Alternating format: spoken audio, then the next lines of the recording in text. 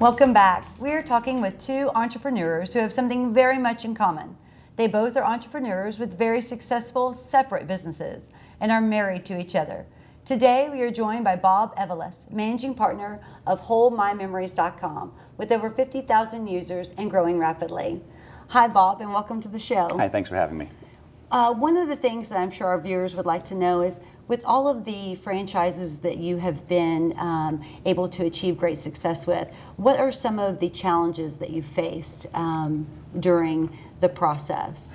Oh, well, it's interesting. The businesses you start or how you start out are, the idea you have is never really what it ends up being. So you have to be flexible as you go and take your concept or take your idea and listen to what the customers are saying and be able to adapt it and move along the way. Yes, I can definitely agree with that. I mean, we start off with a concept and then we have to grow and build upon things that come towards us as we go. Absolutely, absolutely. Yeah. And so it's a constant reinvention too, constant reinventing yourself. Now, I know that recently, and not too long now, you've just created HoldMyMemories.com, which I'd like you to tell us a little bit about that and kind of where you started, like what was your vision for that and kind of how you started that. Interesting. I moved to Houston back in '89, and I was the first Glamour Shots franchisee in the nation. And that was a fun business in the late '80s and the early '90s. About the middle of the '90s, we started noticing a problem, and that was that people came one time. Once they had that one Glamour Shots done, they didn't come back. But for me, it was a fun business to be in because it was a business that made women feel good about themselves. And to me, if you can provide a product that makes people feel good, then you can feel good while you're giving it to them. But again, if they only come one time, it doesn't matter how good you make them feel, you've got to come up with something else. So I left Glamour Shots in the mid-90s to start Studio 1-to-1, which was kids and family photography, get people coming back into the studio. And that went really well up until around 2000, 2001, when digital came on. For us, digital is great because we could do so many more things with the camera and so many more things with the images and create a great product. So for several years there, we were kind of on the bleeding edge of digital. We opened our own photo finishing facility. The studios were very creative in what we do. But then around 2003, 2004, 2005, we started noticing, well, there's something happening here. We felt like we were getting better at what we do, but we started noticing our customers started to level off. And again, going back to Glamour Shots, and what was so fun about that was creating a product that made people feel good. The same thing with Studio 1-to-1. It was creating a product that would be in people's homes forever. So if we take a photo, a family photo, and you do a good job of it, and it's hanging above their fireplace, well, that never goes away. And there's nothing else in the mall like that somebody buys today that 20 years from now is worth more to them than what they got in the mall. Right. So that was kind of the fun part of kind of staying in that business.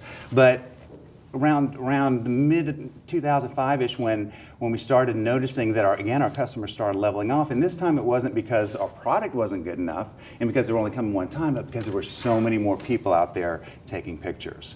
And what happened was a lot of the moms in the neighborhoods that might have been out with their little side businesses, either making jewelry or selling Amway, now picked up a camera. That's right. And so what we heard all the time in the studios was, I'm a photographer too. And then all of a sudden it hit me that this is happening again, and we've got to think of something else. Right. Think of something, because we are not going to beat mom. So we wanted to make mom our ally.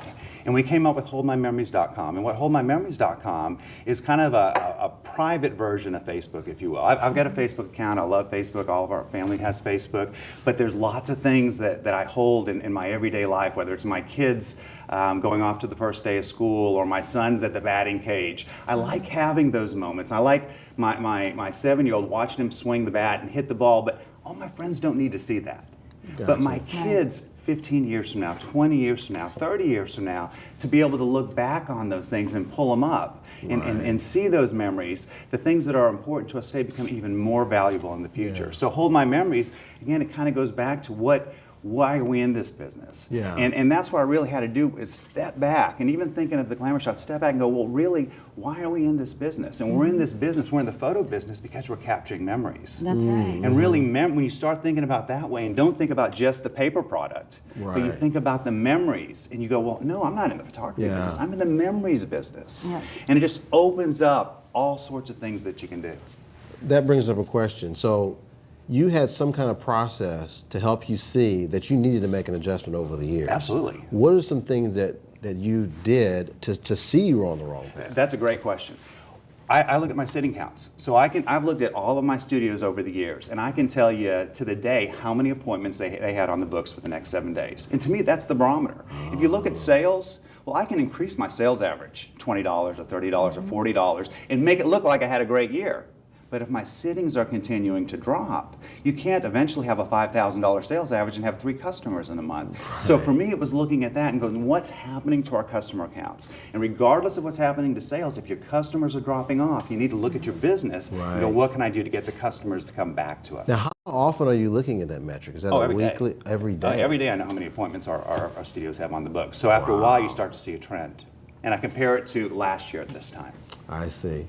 What are you using as a tool right now to increase the business development side? Like in terms of, are you going more towards the studios, more towards the end users? What's kind of the main target market? Interesting. Hold My Memories is designed as a retention plan for studios. So to give people reasons to come back to the studios. We offer it at our studio, Studio 1-to-1, and we offer it at other studios too. So it gives them a reason to come back. There's a small subscription that's redeemable at the studio. So it's $9.95 a month, but then you have $9.95 in credit at the studio. So on the studio side, that's part of it. On the business side, actually, Paige and I are working on kind of an interesting new concept that we'll unveil in the next couple of months, which I think just takes that whole photography business to a whole different level.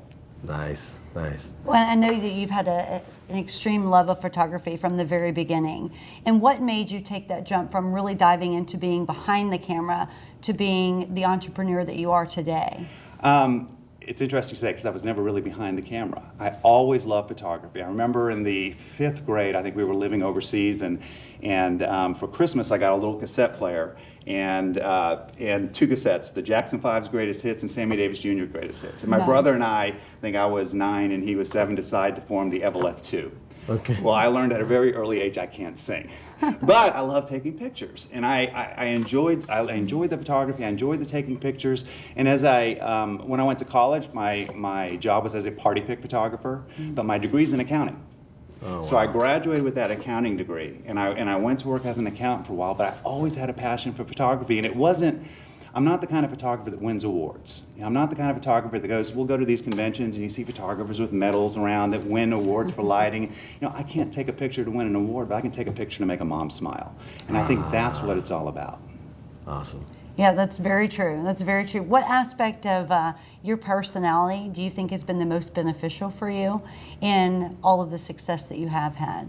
I think change. I mean, you have to be an entrepreneur, you have to love change, and you have to be looking for change. You have to be looking for what's next. Because if you stay comfortable and you don't evolve your product, I mean, I took economics in college, real simple economics. Other people are going to do it. That's true. And you just got to keep reinventing yourself. And you got to be open to doing it.